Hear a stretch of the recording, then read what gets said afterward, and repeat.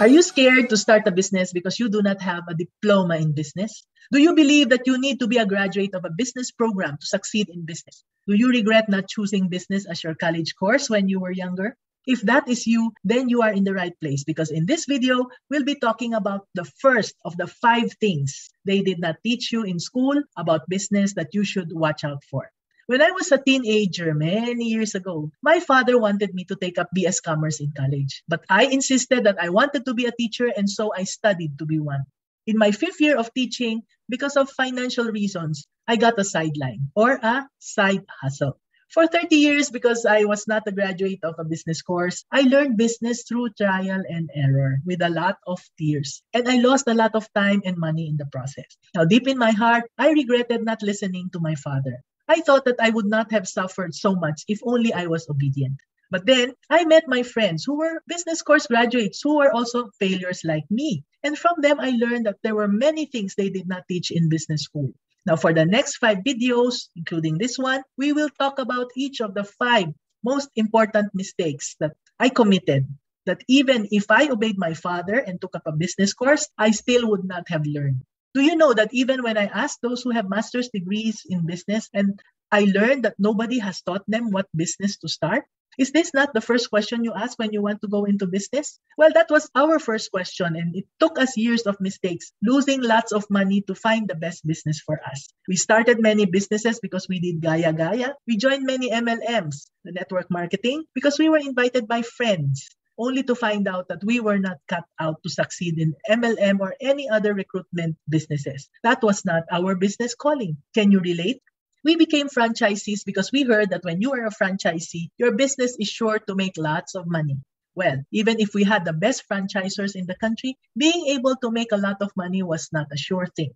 What more if your franchisors are fake franchisors who are just there to sell you their food carts or equipment? Then you'll be in deep trouble. We listen to hearsay and even to celebrities. Even business teachers could not tell us what's the best business for us. And we learned after 40 years that there is such a thing called a business calling. We discovered that each person has a unique business calling. It's so unique that even twins do not have the same calling. You have seen twins, right? They have different talents and interests, even if they look exactly alike. A talent is something you are good at. An interest is something you love to do. Both of those are ingredients of your business calling. But those two are just half of the coin. The other half is no longer about you. It's about the other people around you. It has to be something other people want and what they are willing to pay for. Not just once, but again and again and again. Make sense? For instance, I have a mentee who is very smart. Yet after senior high, she saw no point in going to college. She quit. What she's very good at and what she loves to do is to bake. And cream puffs are her specialty. She has the best cream puffs that I have ever tasted, even here and even abroad. So as her mentor, I helped her to focus and grow her cream puff sales so that there are enough people who would want them and be willing to pay for them consistently. Now, does that mean that she will not bake other specialties like donuts, which she also does very well? Yes, I've learned in the last 40 years that she must not venture into too many things. Even if it is boring for you, customers will not be bored if you have a good product. If she is known for cream puffs, people will always remember her when they think of cream puffs. But if she sells other goodies, then she will be lumped together as the other bake shops in the mind of her customers. And she will be forgotten when another bake shop comes along. So remember this, focus or be forgotten. Now here's another story of a business calling. Let's talk about Mary. Mary's parents wanted her to be a doctor, but she wanted to be a teacher because both of her parents were teachers. She graduated valedictorian, and in those days, valedictorians ended up becoming doctors. But she chose to be a dentist instead. She did well in dental school. She was a placer in the board exams. Now, not contented with regular dental practice, she kept on going for more and more training and certification. And through it all, she was dying to teach what she learned. The teaching gene cannot be ignored. Now, what became her business? She now has a dental training school where she not only trains dentists to upgrade their skills so they can help more people and, of course, make more money. Now, she's even starting to train other dentists to do the training for the rest of the dentists so that she does not have to do all the training herself. This is where an expert can also be a business owner, and that is by multiplying herself. So again, one thing that they do not teach in business school is what business to start. What entrepreneurship teachers say is to start with your passion. Passion is what you love to do, and we said that it is not enough. For example, if you love eating, should you start a restaurant? No. If you love cooking, should you start a restaurant? No. That was our mistake. My husband and I are adventurous eaters. We still are. So we thought we should go into the food business, but it was a huge mistake. We loved the dining room, but we hated the kitchen. We lost lots of money with that mistake, and we blamed each other for the decision of going into the food business. We stuck to it for 18 long years, but we finally gave up, even if it was finally making lots of money for us. Because in the end, if it is not your calling, it does not bring you joy.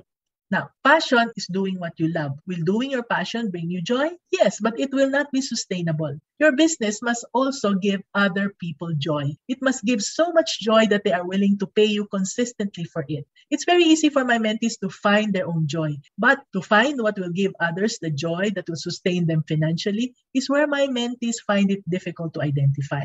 And this is how having 30 years of business failures is helpful to them so that they will no longer make the mistakes that I have gone through. How is it so easy for me? Well, I follow a process. I go through a mentee's childhood environment, her dreams, the game she played as a child, the people she was with, and her environment. From there, I examine her studies, her choice of courses, because some have more than one course, and also her work experiences. I go really deep into minute details and dig up everything because experience tells me that there are clues to your business calling everywhere.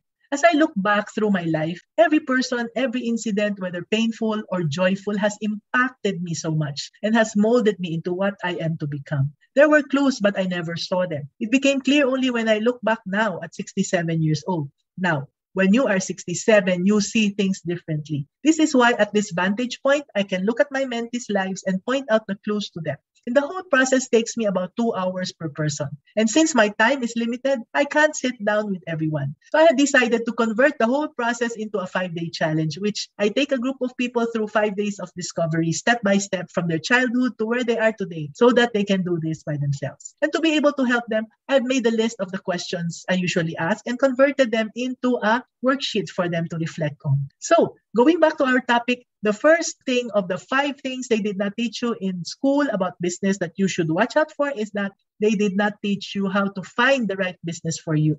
And why you should watch out for this? Because everyone takes this for granted. But this is the first problem everybody has in starting a business. And if we do not know that the easier way is to find your business calling, then we might make the mistake of wasting lots of money and lots of time in finding the right business, jumping from one to another by trial and error, or listening to well-meaning but wrong advice.